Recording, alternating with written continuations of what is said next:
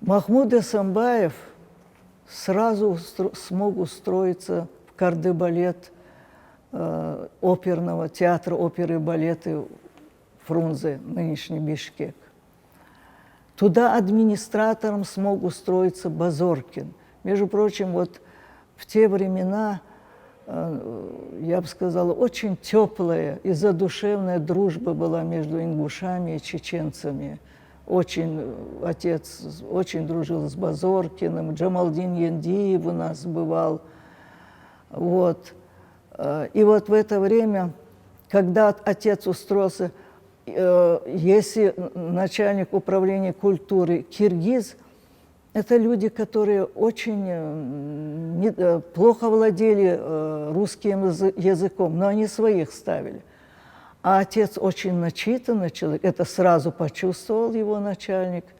Он его взял, и постоянные командировки, очень много работы. Благодаря моему отцу я могла посетить любой театр. Я была в оперном театре, я была в кукольном театре, я была в киргизском театре, в русском драмтеатре, потому что отца все знали, он меня водил на всякие детские спектакли. Это я тоже хорошо запомнила. И потом отец стал писать письма Сталину, разрешить открыть, организовать ансамбль песни и танца кавказских народов. Делал он это исключительно дипломатично, исключительно. Нигде не употребляя слово «сосланные», там, «репрессированные», этого слова не было. И даже я вам расскажу такое, что моя мама рассказывала. В почту, где-то в почту, не сбрасывалось это письмо. Они с отцом приезжали на вокзал, мама снимала косынку, отпускала свои косы, и почтовый вагон-яц, она подходила к почтовому вагону и сбрасывала напрямик это письмо. И письмо до Сталина дошло. Дошло и разрешили организовать этот ансамбль песни и танца, значит, кавказский ансамбль песни и танца. Но самое интересное было и другое.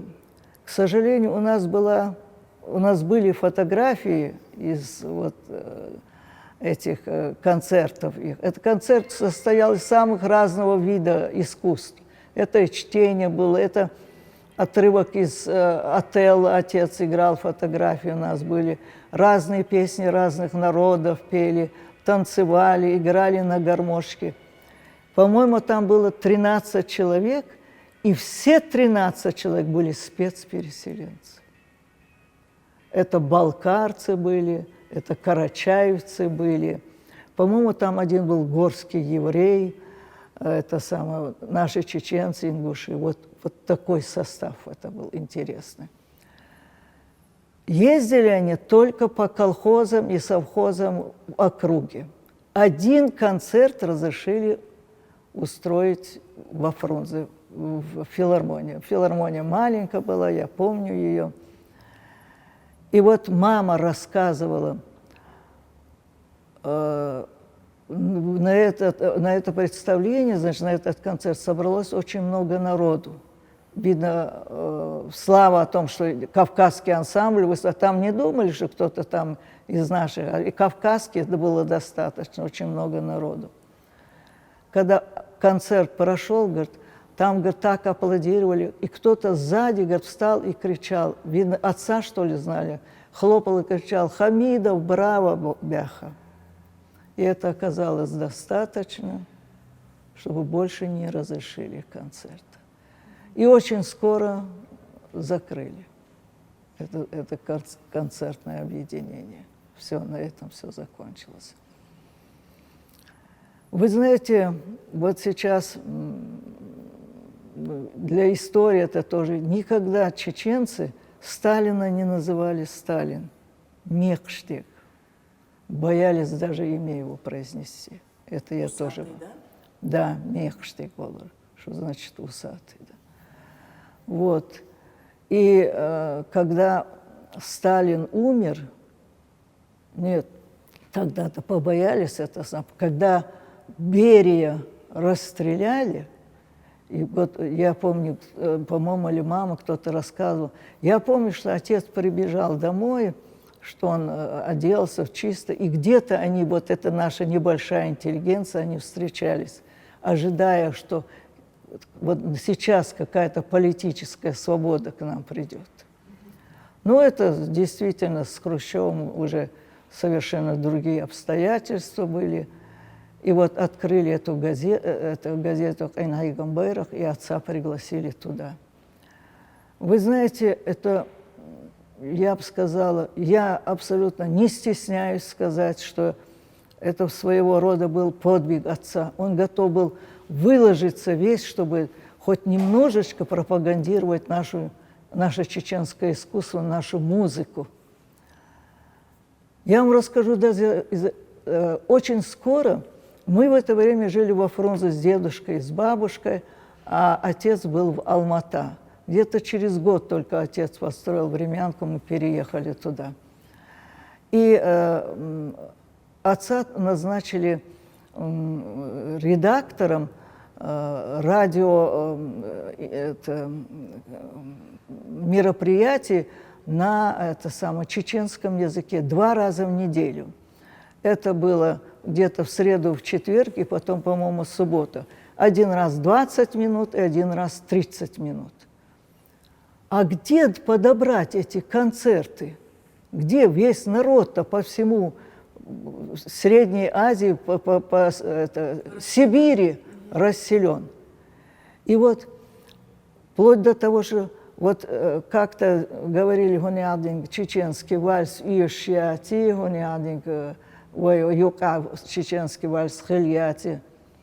Вальс написал Александров, композитор, который работал здесь до выселения. Музыка у него прекрасная, вы слышали. Чисто чеченский там идет мелодическая структура.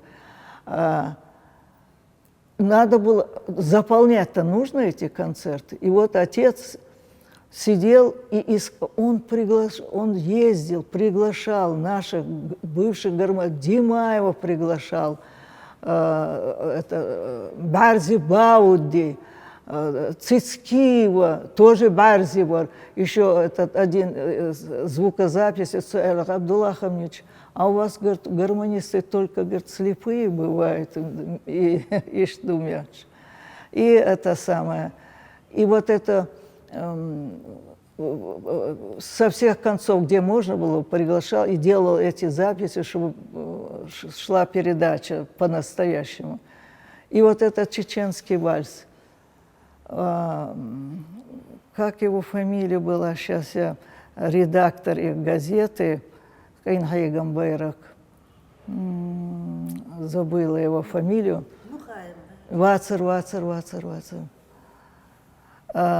У него, оказывается, голос даже был очень хороший такой, приятный голос.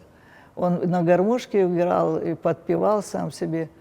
И отец сел в кабинете, и эти 4 куплета «Зезек Дубаца Лалепаш» тут же написал, и тот записал, и вот это. Потом уже эту песню все по колхозам, все по домам и исполняли, если на то пошло. Но самое главное другое. В связи с этими передачами мы получали такое огромное количество писем, потому что их слушали все наши спецпереселенцы по всей огромной территории Средней Азии. Это. Вот такие огромные эти бумажные мешки отец приносил. Мы сидели, сортировали эти письма, которые наиболее интересны. Тоже все сгорело, к сожалению, больше. Там были такие интересные письма, там такие позитивные письма, там был такой, как вам сказать, патриотический подъем в связи с тем, что они слышали нашу музыку, слышали наши песни. И там же отец прочитал свой рассказ «Абу-Бишир». А Абу-Бишир, когда он прочитал? На радио, да? На радио.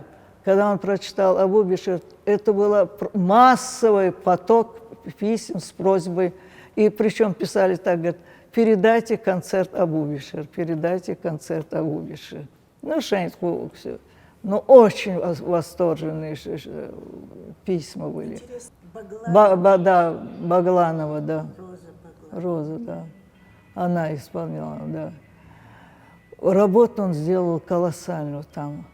Потом тут же, значит, возвращение домой было связано с тем, что, значит, отца тут же назначили будущего ансамбля песни и танца чечено-ингушского директором, собирали. В общем, собирали по всем этим районам, были огласка, приезжали, всех это самое прослушивали, просматривали. И туда приехал на этот просмотр Считайди Султанов в военной форме, молодой солдат, только что пришедший из армии, такой энергичный он был, такой зажигательный был, молодец. Он дечки пандур лакаха шуактуаха гуньюсэ, все он умел.